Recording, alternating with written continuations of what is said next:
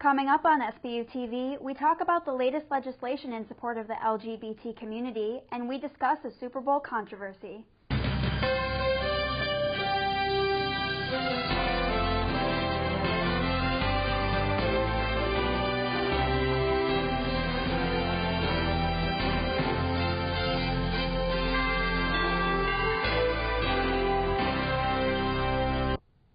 Hello and welcome to SBU TV. I'm Natalie Kucko. And I'm Vinnie Bellardini. First, the legalization of gay marriage, and now New York State takes another step towards equality for the LGBT community. Jackie Roberts found out more about Governor Andrew Cuomo's new push. No freedom until we're equal. That seems to have been the theme for social activism these past few years. Earlier this week, Governor Andrew Cuomo took a stance against conversion therapy, a practice used to make lesbian, gay, bisexual, and transgender people straight. New York now bans insurance companies from covering this type of therapy. Dr. Stephanie Vogel said 4 other states have already adopted similar bans. There is no research data to support it, there is no empirical data to support it, and there is a lot of research that supports the negative outcomes. Dr. Vogel said homosexuality hasn't been considered a psychological disorder since 1973. So why now is the government just taking action against treating it like one? We're tired of one group of people making another group of people feel small. And there is significant evidence to prove that it does make people feel small. They often have lower self-esteem, depression, anxiety, suicidal thoughts and behaviors. A support group for the LGBT community called Spectrum meets here at St. Bonaventure's Quick Center for the Arts. I sat down with the president of Spectrum and asked what she thought about conversion therapy. It's such a confusing process, 1, to be gay, and then 2, to be told that you're wrong and that you're a sinner and you're bad. Beyond the research, conversion therapy impacts many on a personal level, including Dr. Vogel's friend, who went through a walking out of homosexuality program. It hurt me to watch him try to change himself, and he really tried. It exists because people need to make sense of the things that they don't understand. For SBU TV, I'm Jackie Roberts. While other states have proposed similar bans, New York is the only one to ban insurance companies from paying for conversion therapy services. Should there be a Black History Month? Jasmine Foster has more. Clueless star Stacey Dash sparked a national debate when she made this statement. It's like there shouldn't be a Black History Month. You know, we're Americans, period. That's it. Are you saying there shouldn't be a Black History Month because there isn't a White History Month? Exactly. I asked people if they believe that there should be a Black History Month or if they agree with Dash. I definitely think there should be a Black History Month. Really depends on how you look at it. It's situational. I believe that if Black History Month was not around, a lot of people wouldn't pay attention to Black history. The only thing I would say is that it should be something throughout the year. People who are pro-Black History Month, absolutely, I think it would definitely cause major controversy. The people who are anti-Black History Month, who share the same mindset as me, that Black history occurs every day and not just one month.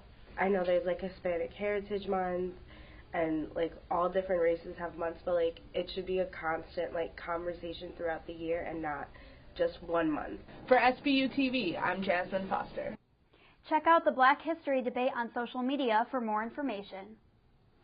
From Coldplay's stadium-wide rainbow to Beyonce's performance of her new single, the halftime show at Super Bowl 50 proved to be quite controversial. Brittany Slomba has more. The halftime show began with Coldplay performing a short medley of their hits. Next up was Bruno Mars, who stole the stage with their energetic hit, Uptown Funk. After, Beyonce and her backup dancers performed a verse from her controversial new song, Formation, which is a tribute to the Black Lives Matter movement. St. Bonaventure students told us what they thought of the halftime show at Super Bowl 50. I just watched the halftime show and enjoyed it in the moment. I wasn't really looking for a hidden meaning, and I didn't look that deep into it. Political stands like this have been taking place for years, but because of our media now and a 24-hour news cycle, it's in your face 24/7, and it's on Twitter, and it's on Instagram, and it's on Facebook, and it's on Yahoo, and I think that's why it seemed like such a big deal. Coldplay, Beyonce, and Bruno Mars ended the performance with the help of the audience, who held up placards forming a stadium-wide rainbow with the words "Believe in Love," which has been interpreted as a celebration of America's pride. For SBU TV, I'm Brittany Slomba. Personally, I really enjoyed that performance. How about you, Natalie? So did I, Vinnie. 2 NFL teams took the field for the championship game last week, but marketers also engage in competition on the most watched sports night of the year. Super Bowl 50 took place last Sunday, drawing in over 100 million viewers. Aside from the game itself, fans tend to look forward to the creative commercials. This year, 52 brands purchased airtime during the telecast. But what makes an ad worthy of airing during the biggest game of the year? Besides grabbing the viewer's attention, Dr. Paul Barretta took a step further to discuss the marketing. The Super Bowl ads are one part of an overall communication strategy, which is a result of a deeper marketing strategy, generally designed around bringing consumers what they want based on your research. So this ad needs to get someone's attention and then generate enough interest that they pay attention, and then develop a desire for them to want the product, and then finally act on that. Each company involved paid CBS a minimum of $5 million for every 30 seconds of airtime. How did this year's commercial lineup compare to those in years past, and what ads appealed most to the public? We talked to an avid viewer to find out. I think the one that really stuck out to everyone, whether they liked it or hated it, was Puppy Monkey Baby by Mountain Dew. I mean, that one was insane. That's the only thing that's universally agreed upon. It was just so crazy. But within 15 seconds, it was already the top trending thing on Twitter. That definitely sticks out as one of the biggest ones from this year, at least in terms of social media reaction. This year's Super Bowl was the 3rd most watched TV program in history. The national ads were also included in digital streams for the first time ever, making it a rewarding opportunity for advertisers. For a complete ranking of this year's commercials, visit admeter.usatoday.com.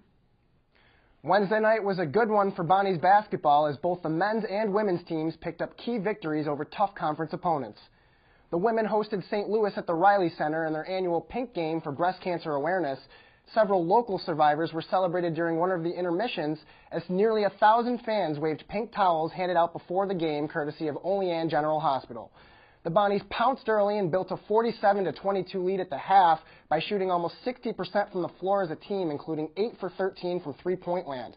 They saw more of the same in the second half as St. Louis guard Jackie Kemp's 28 points were not enough to match the Bonnies' efforts. Sophomore Miranda Drummond led the scoring for St. Bonaventure with 19 points. Senior Nyla Reeder added 14, and senior Katie Healy scored 12, picking up 7 rebounds and a game-high 5 assists in an 80-59 win.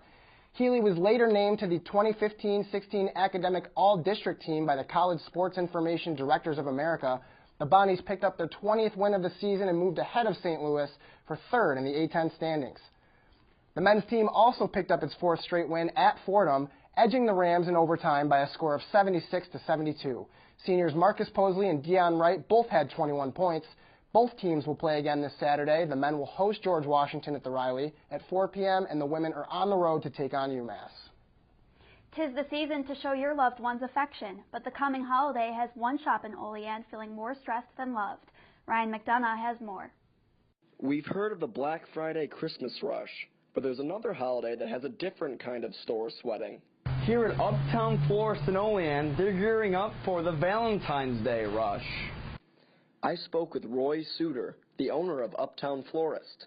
The rush has to be taken care of over a period of 2 weeks where we probably handle flowers about 4 or 5 times. They have to be cleaned, they have to put in the cooler, then they have to be prepared into an arrangement or into a box. According to Suter, roses are the most popular flower for the holiday. Red roses are always really nice, but anymore, there's hundreds of different colors. Most of the ones we have in here now are coming from South America or Canada. And Suter says he expects the rush to last until Sunday, the 14th, for the slackers. There'll be a lot of people who all of a sudden realized that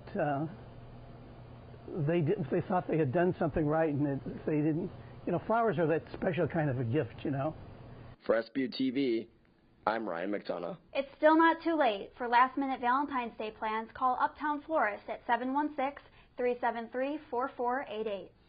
That does it for us here at SBU TV. I'm Vinnie Bellardini. And I'm Natalie Kucko. Thanks for watching.